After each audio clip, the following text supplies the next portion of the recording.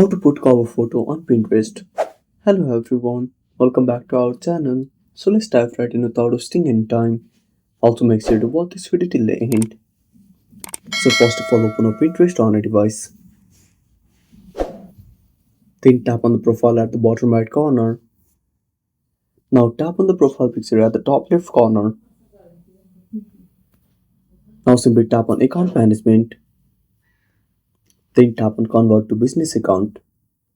Then tap on convert. Now enter the profile name and tap on next. Again tap on next.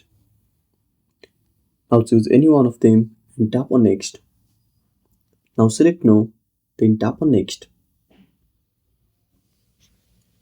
Again tap on the profile at the bottom right corner. Then tap on three dots at the top right corner. Then tap on add cover image. Then tap on got it. Go to permissions. Now select photos and videos and select always allow all. Then go back.